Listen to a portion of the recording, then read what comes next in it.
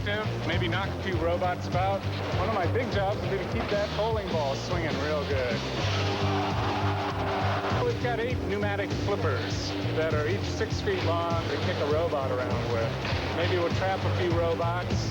Maybe we'll get a little action there if one tries to cut its way out or something. With all these people with various radio channels here, we want to make sure they're not on the same channel, because it sure would be rude if somebody else started controlling your bot, or your bot started going the direction you didn't want it to go. See you later. She's a decoy. No critical components up here, so if they attack that, they'll be missing the critical components. And the idea is that she makes high-speed collisions on this side. That's a jackhammer point that's been sharpened.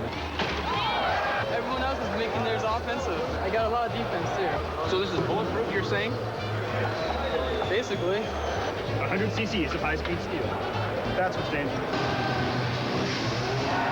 We have the final version. The turret's a lot lower. Rocket boosters on the back here. The same as Andy Royd, comes from the Royd family. Am I afraid? No, I'm going to win this competition. Yeah, all these robots and things, they're mechanical. They have no chance against the intellect of the human brain.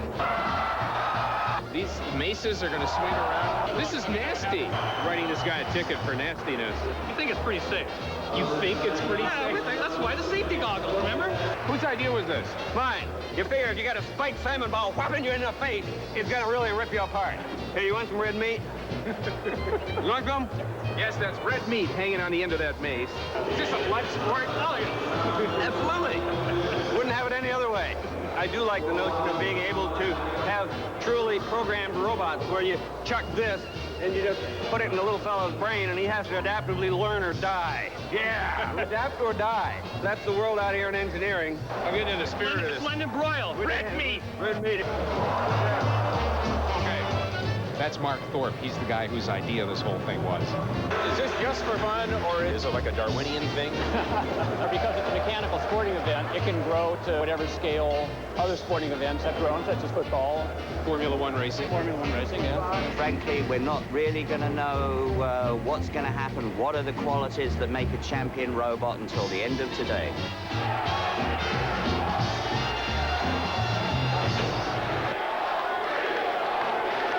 It's a blood sport. See you later. Robot Wars continues. Stay tuned and find out the fate of James Strauss and meet the South Bay Mauler.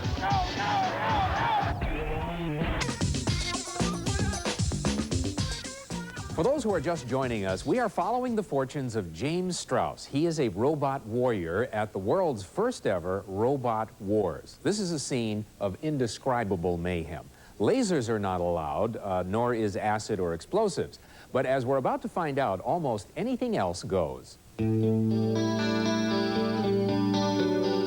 hope to put on a good show before I get totally trashed. That's the idea. You sound confident. And I know that when it's over, I'll finally be able to sleep. But no matter what happens, it'll look good.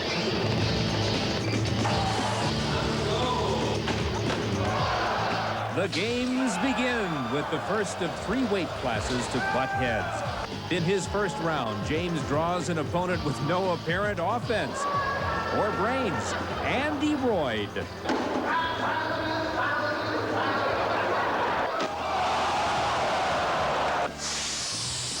Despite his rocket assist, the match ends in a draw. What'd you think when it got hit in the head, though?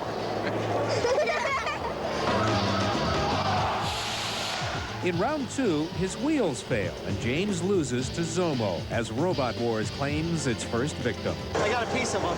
Second round, I got a piece of him. A piece of robot flesh. Yeah. So you'll be back next year. Yeah. Okay, well, thank you very much. This guy's going to get retired.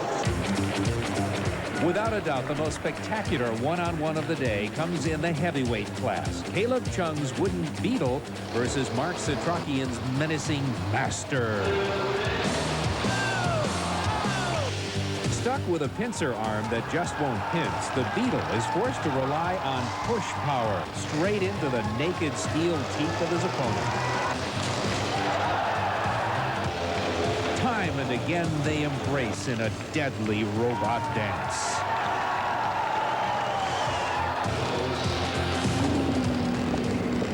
Once the master is held up or down by a mousetrap, but easily rips its way free.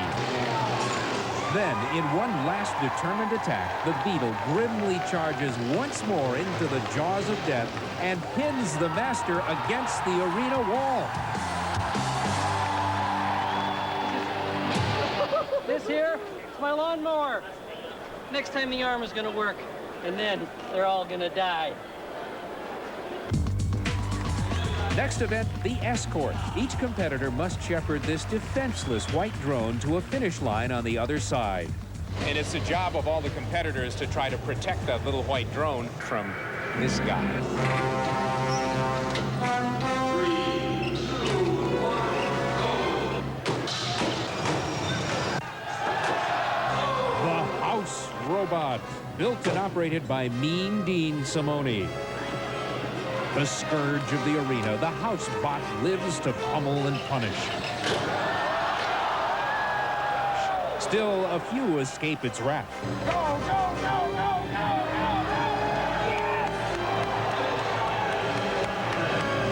Ah, the little guy made it. He's safe. I don't know if we had aggression to begin with, but we do now. The main event, the grand melee, a free-for-all among all surviving robots. Yes, this is survival of the fittest. Could this be the future of war? Mechanized combat instead of bloodshed? Tiny Tim takes a whack at the X-1 from Madison, but suddenly the beetle rushes forward and disarms him. Meanwhile, the South Bay Mauler against the house bot is David taking on Goliath. A crowd favorite from the lightweight class, Spiny Norman, has lost its spines and is soon crushed by the house bot. A vengeful Tiny Tim cleans the hood ornament right off the beetle. But wait, at the far end of the arena, the Mauler scores a major upset, prying an arm off the house robot. But the house bot discovers it has an even more dreadful weapon now. After more than 10 minutes of remote-controlled mayhem, the South Bay Mauler, minus its maces, but one of only 2 competitors still running, is declared the winner of the inaugural Robot Wars. Really what did it was the ability of this to get bashed, take a fair bit of deformation and damage, stay on its feet, and of our batteries not to run down. Good solid controller technology. We did not have an external antenna. We had an internal antenna.